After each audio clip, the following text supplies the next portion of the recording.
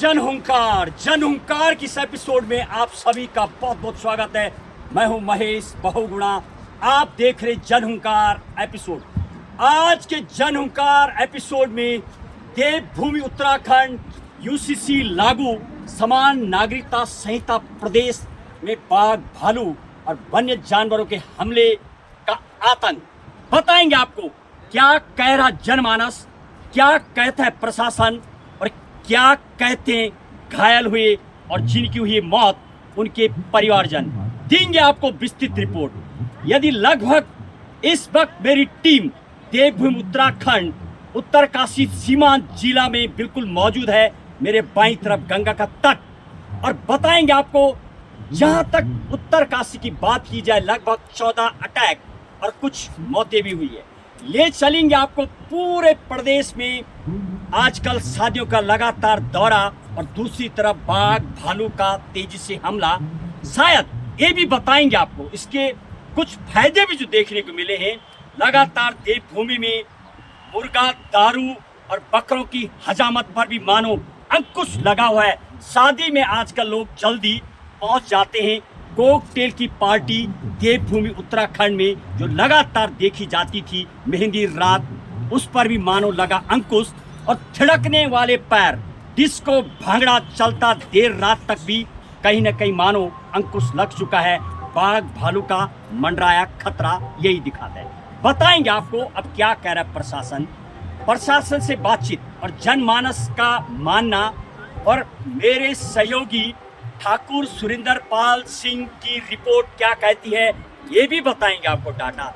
ले चलेंगे आपको चमोली में 42 साल की एक महिला की रात भर जूझती हुई भालू और सर्दी से कैसे भिड़ी महिला, उसकी कहानी भी आपको सुनाएंगे। पौड़ी की यदि बात की जाए, वहां पर एक भगत सिंह जिसने कि पूर्व में 3 बाघ से महिलाओं को बचाया था, अब की बार भालू से हुआ घायल। आप लगाइए अंदाजा, लगातार लोग शादियों में आना जाना बना हुआ है और शायद डर के साये में जीने को देवभूमि उत्तराखंड के लोग अभी मजबूर, और प्रशासन मानो अपनी दलील दे रहा है। कई जगह पर प्रशासन से बातचीत में निकल के आता है, लोगों का मानना है पहली बार बाल भालू का आतंक और बच्चे भी साथ में देखे गए हैं। शायद इतनी 40 मौतें और 500 से ज़्यादा गांव पूरी तरीके से प्रभावित उत्तराखंड में।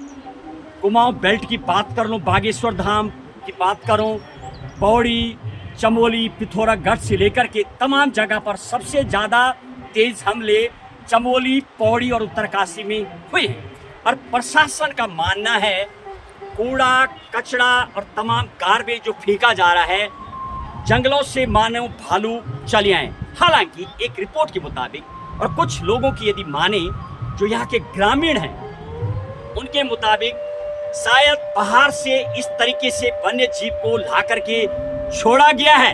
हालांकि इसकी आधिकारिक पुष्टि तो प्रशासन नहीं करता है, मगर जो लोग रहते कई सालों से इन पहाड़ी एरियो में जो रहते हैं, उनका कहना है आज तक कभी भी ऐसा आतंक नहीं हुआ है। तो क्या है वास्तविकता? क्या वास्तविक ही सरकार के द्वारा ऐसे बाघ और भालू, हिंसक जानवर मानो पहाड़ों में छोड़ दिए गए हैं?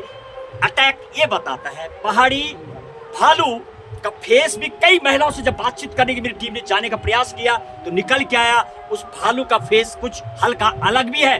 जो अभी देखे जा रहे पहाड़ी भालू और बाघ इतने तेजी से आतंक नहीं करते हैं, वो डरते भी हैं, लेकिन जो अभी हिंसक कहीं पर भी झाड़ियों में छिपे हुए हैं। और प्रशासन अपनी दलील देने के प्रयास कर रहा है कि झाड़ी बहुत है और शायद लोग जो गार्बेज वगैरह फीका हुआ, ये भी कारण है। हालांकि एक कारण को पूरे सिरे से खारिज करते हैं स्थानीय लोग।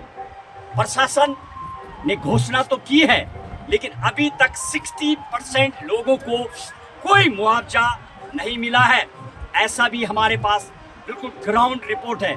बताएंगे आपको। यदि और जगह की कुछ आंकड़ों की बात की जाए, एक रामेश्वरी देवी जिसकी की मौत हो गई थी, उसकी दर्दनीय कहानी, पूरा चेहरा मानो एकदम फाड़ दिया गया था। अनेक ऐसी घटनाएं देखने को मिल रही है। आखिर प्रशासन गश्त की बातें कर रहा है, ड्यूटी देने की बात कर रहा है, मुआवजे की बातें कर रहा है, लेकिन लोग अभी भी साए में जीने को तैयार। और सबसे बड़ा यदि फायदे की बात की जाए, जो यहाँ पर कॉकटेल की पार्टियां चलती थी, देर रात तक शादियां होती थी, उस पर भी मानो अंकुश लगा हुआ। बकरे, मुर्गे और दारू का शायद आजकल लगातार शादियों में जो देखा जाता था, उस पर भी अंकुश लगा हुआ है। बस आज के जनहुंकार एपिसोड में इतना ही। इंतजार कीजिए अगले एपिसोड का। जय हिंद, जय भारत।